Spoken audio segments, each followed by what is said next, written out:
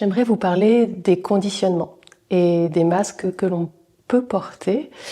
Je ne veux pas faire de généralité. Je peux parler de moi en fait plutôt que de parler de manière générale, mais moi j'ai l'impression d'avoir passé beaucoup de temps à essayer de me déconditionner, notamment de mes croyances, de mes schémas familiaux, sociétaux. Et comme j'ai aussi un parcours d'anthropologue, c'est quelque chose qui me fascine beaucoup de pouvoir observer nos héritages culturels, nos héritages familiaux, qui constituent finalement un cadre. Alors le cadre, c'est pas négatif puisque c'est ce qui nous permet de tenir. Sans cadre, on s'effondre. Mais des fois, le cadre peut être trop rigide et on peut se sentir enfermé dedans. Et notamment, si enfant on nous a dit ne fais pas ci, ne fais pas ça, tu es ceci, tu es cela, eh ben, peux me sentir enfermée dans un cadre que j'ai pas le droit de franchir ou qui m'identifie à une personne que je suis peut-être pas. Et déconstruire ce cadre demande du courage, puisque si je le déconstruis, je vais me retrouver sans barrières sur lesquelles me tenir. Et pourtant, c'est une source de joie et de liberté. Mais pour pouvoir le déconstruire, il y a besoin d'être en confiance. Et il y a besoin aussi de sentir une aspiration à pourquoi je déconstruirais ce cadre, en fait. À quoi bon? Moi, je peux vous parler de ce qui m'a aidé, ce que j'ai goûté, en fait, dans la déconstruction de ce cadre. C'est justement cet espace de liberté et cet espace de tout est possible, c'est-à-dire que je peux tout recréer à ma manière. Par exemple, je peux choisir d'être dans la joie. Finalement, j'ai cru que la joie c'était quelque chose d'inatteignable, mais en fait, si c'était quelque chose que je pouvais goûter au quotidien, si je pouvais me dire, ce matin, je me lève, je veux être dans la joie. Qu'est-ce qui m'en empêche? Peut-être qu'il y a des colères, des émotions, des croyances, des schémas qui m'en empêchent. Et donc c'est pour ça que si j'arrive à voir ces schémas et que si je peux les enlever, je peux me dire c'est bon, je suis dans la joie. C'est pas si facile évidemment, mais moi je suis persuadée que l'intention elle est première. Et c'est vraiment le chemin qu'on propose d'explorer dans nos stages maintenant le plus possible pour que ça s'ancre dans le quotidien. Et donc, on va proposer des entraînements, est-ce que je peux contacter la joie maintenant? Et avec un exercice de respiration, de conscience ou de relation, je vais la contacter, je vais me dire, oui, finalement, elle est accessible. Ok. Pourquoi je pourrais pas la reproduire encore, si je le souhaite? Donc, pour moi, il y a vraiment cette idée que on est dans une recherche d'être plutôt que de faire. Si, par exemple, je veux contacter de la sensualité, c'est ce qu'on peut proposer dans des stages tantra, le chemin ne serait pas de chercher la sensualité, mais d'être la sensualité. C'est-à-dire, je choisis que cet état d'être sensuel m'habite. Et dans ce cas-là, je deviens totalement la sensualité. Et là, en fait, finalement, ce chemin de tantra rejoint totalement le yoga, qui a été longtemps mon chemin et qui l'est encore beaucoup. Le yoga, c'est l'union. Donc, c'est comment je m'unis à quelque chose.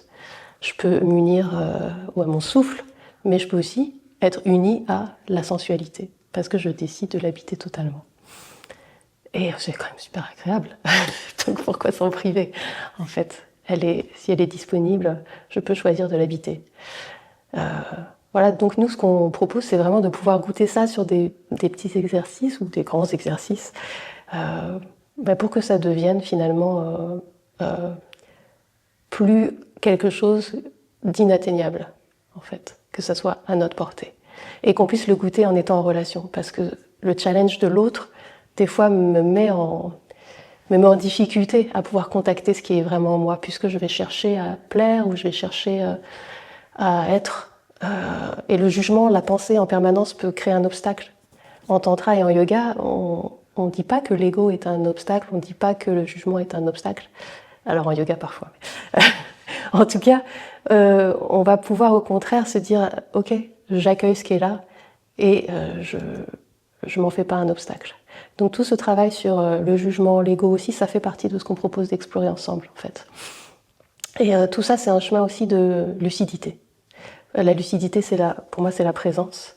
Et tous ces exercices finalement nous ramènent à être de plus en plus dans la présence et dans cette union dont je viens de parler. Comment changer sa manière de faire l'amour? Waouh! Comment ne pas tomber dans des schémas? Ou répéter ces schémas? Forcément, on a tous vécu, ou on vit tous cette question D'autant qu'on est en plus nourri, pourri par des représentations, des images, le Kama Sutra, et aujourd'hui le porno. Et on fait fausse route. On fait fausse route parce que en fait la relation d'amour ne parle pas d'image. Elle parle de sensation. Elle parle d'un vécu intérieur. Elle parle de la magie d'une rencontre qui se vit au plan énergétique, c'est-à-dire au plan d'une sensation, par exemple, de tout à coup, et vous avez tous vécu ça, d'être en harmonie. Waouh, il y a quelque chose de fluide, ou en termes de magnétisme ou d'élan du cœur, comme si mon cœur il pulse, et je suis attiré, ou j'ai une boule de feu, une boule d'énergie. Voilà. Donc, on parle bien de ça, et on parle pas d'image. Donc, par pitié, revenons à cet endroit pour sortir de nos ornières, de nos schémas, où on va tenter de correspondre à quelque chose qui ne vient pas de l'intérieur.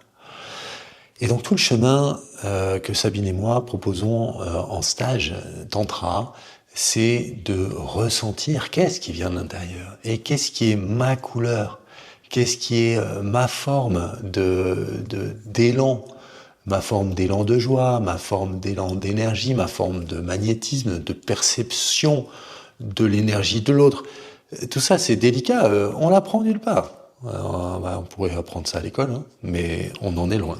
Bon, donc c'est un lieu ici pour apprendre ça. Et du coup, qu'est-ce que ça donne? Ça donne des schémas qui diminuent, c'est-à-dire des schémas répétitifs, et ça donne quelque chose, une espèce de créativité naturelle, quelque chose où je vais me surprendre. Ah tiens, aujourd'hui, j'étais plus dans l'émotion. Je sais pas pourquoi, j'ai eu une larme qui a coulé, c'était incroyable. Et tout à coup, voyant ça, le lendemain ou le surlendemain, je me suis autorisé carrément des sanglots, quoi. Alors que je m'étais jamais autorisé de sangloter dans les bras de ma partenaire. C'est un truc incroyable, inconcevable pour moi, l'homme. Et voilà, là, il se passe un truc, quoi. Je lâche et j'ose ma vulnérabilité. Et qu'est-ce que je vois dans ses yeux? De l'émerveillement, de la douceur. Je vois aussi une larme qui coule chez elle et qui me dit « Oh, mais offre-moi encore ton cœur. C'est tellement beau quand tu es comme ça. Mais j'aime aussi ta puissance. » Ah oui, mais pas tout le temps, et pas ta puissance qui me domine ou qui m'abuse. Mais ta puissance lorsque j'invite aussi ma puissance à l'intérieur de moi, lorsque je me sens dans ma femme sauvage. Et d'ailleurs, est-ce que j'ai de l'espace pour laisser parler ma femme sauvage, ou est-ce que tu prends toujours toute la place? Voilà. Eh tout ça, on va pouvoir, bien sûr, uniquement en explorant ces énergies et sans bien sûr passer à l'acte de quoi que ce soit dans la salle ou dans les exercices. Mais tout ça se passe bien sûr ensuite dans l'intime de la chambre, des exercices qui seront pratiqués à la maison. Mais ici, en tout cas, on va explorer toutes ces subtilités, toutes ces émergences qui donnent la pureté aussi de qui je suis, et qui vont permettre à l'autre en face de moi, lorsqu'il va s'offrir dans sa propre pureté, de donner une magnifique histoire d'amour. Waouh, quel cadeau, quel cadeau.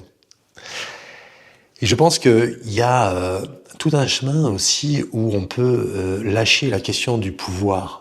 Alors, il y a aujourd'hui, on parle de jeux de domination, pourquoi pas, si ce sont des jeux, mais qui nous permettent de prendre conscience qu'il s'agit justement de ne pas prendre le pouvoir tout le temps sur l'autre.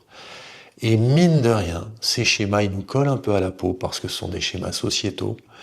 Et être en permanence vigilant là-dessus, c'est aussi donner de la liberté à changer, de se donner de la liberté à changer, et de donner aussi à l'autre la liberté à changer. Et là, je parle bien sûr dans une relation d'amour, dans une relation de couple, que ce soit une relation installée ou que ce soit en fait une relation, pourquoi pas, polyamoureuse. Ici, il n'y a pas de dogme ou de volonté de donner une forme particulière.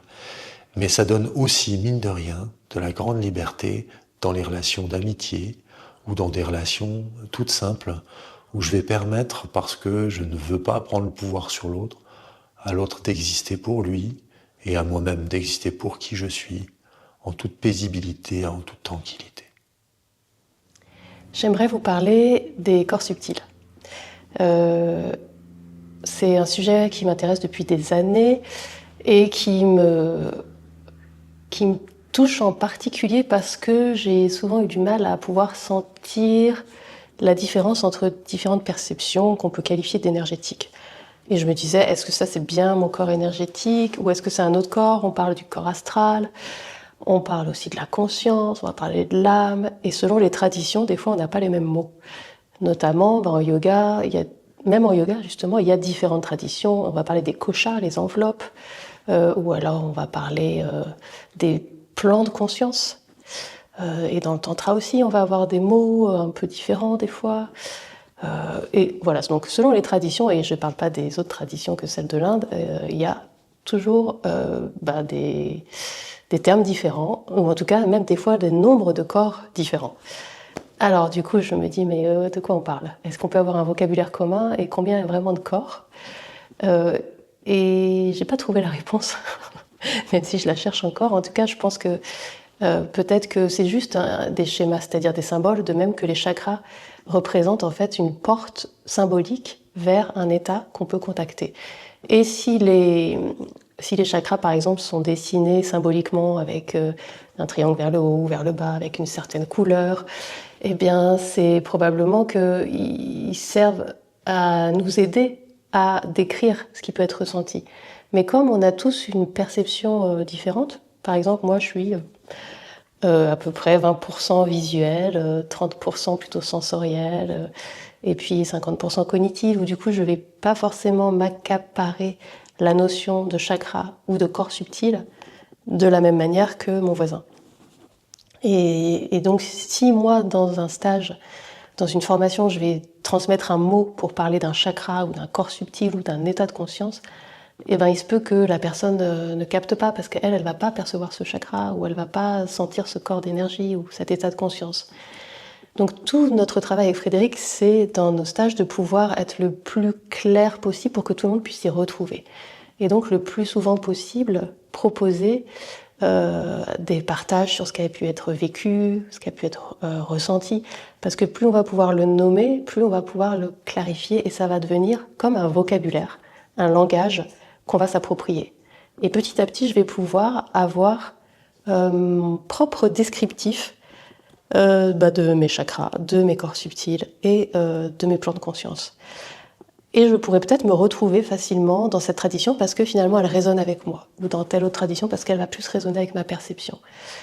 Et si c'est plus clair, alors je pourrais progresser, explorer plus en confiance parce que je vais franchir des marches petit à petit. On a vraiment avec Frédéric cette envie de proposer une progression parce qu'on n'est pas capable d'accueillir des expériences tous de la même manière, au même moment, au même niveau.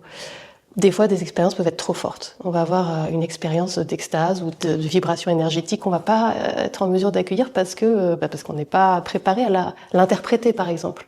C'est pas qu'on n'est pas prêt à la vivre puisqu'on la vit, mais on ne sait pas quoi en faire parce qu'on ne l'a pas interprété, on n'a pas décodé notre vocabulaire énergétique ou notre vocabulaire d'état de conscience. Et donc, nos propositions, avec les partages qui suivent, vont permettre, en tout cas c'est notre souhait, et puis c'est aussi le retour qu'on a des stagiaires quand même, de pouvoir s'approprier petit à petit à son rythme. On est vraiment soucieux que chacun puisse avancer à son rythme. Et ceux qui sont prêts à vivre quelque chose de très transcendant, très extatique, super.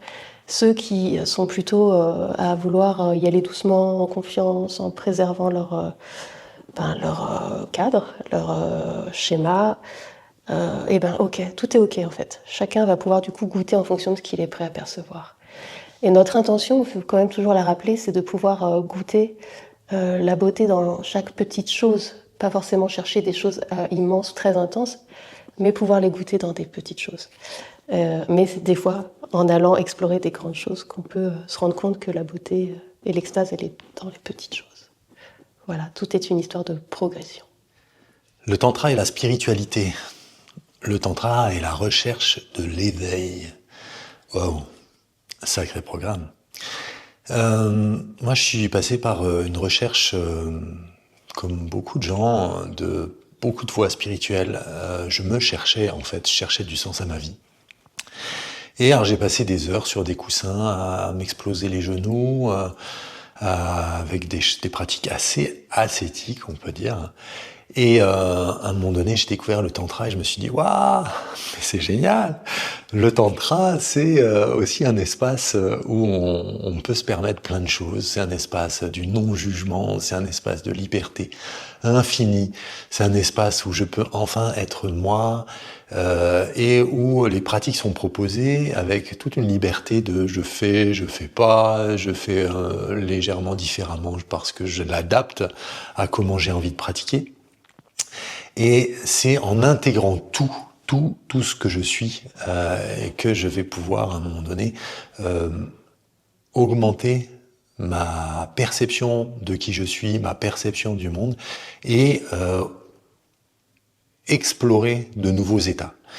Et là, je trouve que voilà, on n'est plus dans une spiritualité de l'ascèse, une spiritualité sèche, mais dans une spiritualité joyeuse, libre, relationnelle. Voilà. Et ça, merci au tantra, mais merci, et c'est une voie multimillénaire. Mais voilà, je l'ignorais avant de le découvrir, c'est extraordinaire. Et je découvre chaque jour de nouvelles voies vers cette ouverture du cœur, vers cette joie.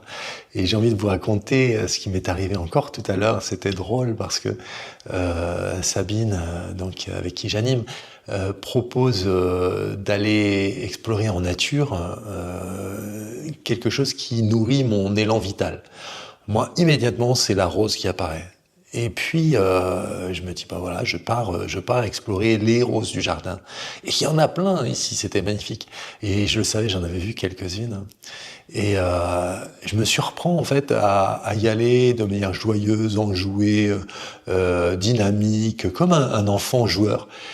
Et je me suis dit, tiens, c'est marrant parce que il y a quelque chose qui change en moi. D'habitude, j'aurais marché un peu comme un grand sage, en déployant mon pas dans l'herbe, en sentant tous les brins d'herbe et la rosée sous mes pieds.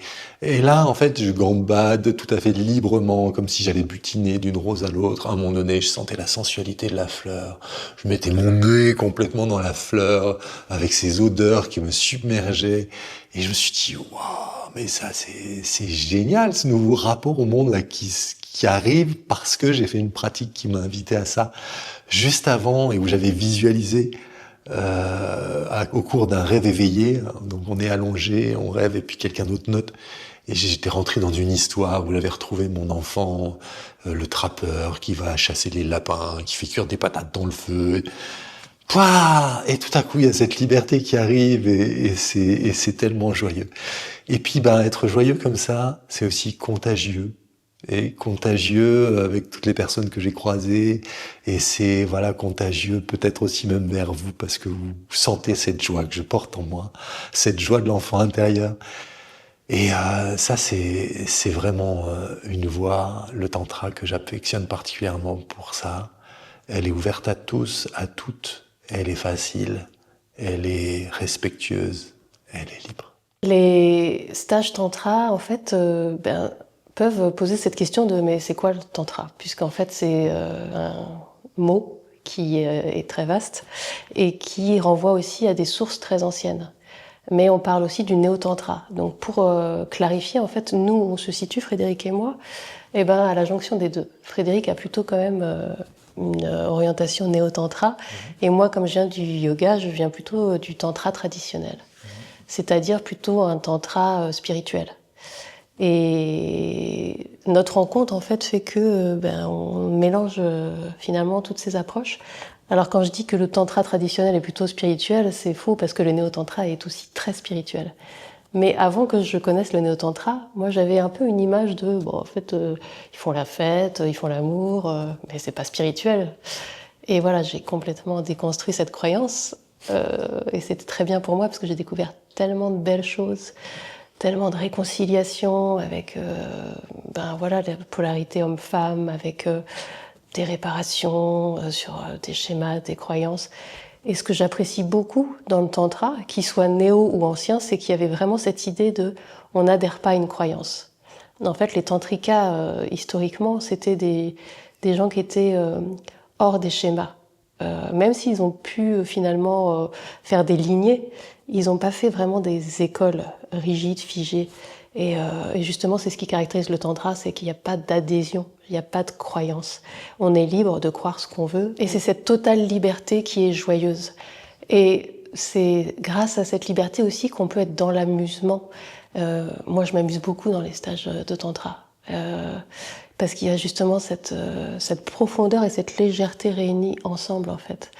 Et on ne se prend pas au sérieux. Et pourtant, on explore des choses extrêmement profondes. Alors moi d'ailleurs, depuis que je fais du tantra, je crois que j'ai vraiment libéré mon enfant intérieur et je continue à le faire. Et ça, c'est vraiment merveilleux. J'ai eu des moments incroyables, extatiques, où j'ai ri, mais où j'ai ri pour rien. J'ai ri à un moment donné parce que j'étais dans le regard avec quelqu'un face à face. J'ai ri parce qu'à un moment donné, il y avait une danse qui était particulière, originale, et j'ai ri à gorge déployée parce que j'étais dans la confiance avec cette personne. Il y a par exemple aussi des modes de respiration, par exemple, qu'on emprunte d'ailleurs à d'autres traditions aussi, hein, aux traditions soufis ou chamaniques, et qui vont nous mettre dans des états de transe légère, et qui vont nous permettre de contacter des états incroyables, de faire des voyages intérieurs. Et là, voilà, c'est à nouveau un endroit où il y a beaucoup, beaucoup de liberté. Et donc, comme disait Sabine, il y a à la fois des traditions, il y a un ancrage, et à la fois, ça arrive dans notre quotidien du 21e siècle sous forme tout à fait adaptée, sous forme ludique, sous forme paisible, sous forme douce, et sous forme d'un impact énorme du point de vue de la guérison, d'un point de vue de la réconciliation, d'un point de vue de tout ce qu'on peut obtenir comme fluidification de nos relations, qu'elles soient d'ailleurs familiales, ou qu'elles soient avec nos amis, ou qu'elles soient avec nos relations amoureuses. Donc on vous invite à venir vraiment explorer ces espaces en confiance. On insiste vraiment sur cette confiance, cette sécurité et le respect de chacun, quelles que soient vos croyances. Si vous avez envie d'explorer et de vous amuser, n'hésitez pas à nous appeler, regarder nos prochains stages. N'hésitez pas à nous appeler, on peut parler de tout ça au téléphone, on prendra du temps pour vous accompagner. À bientôt.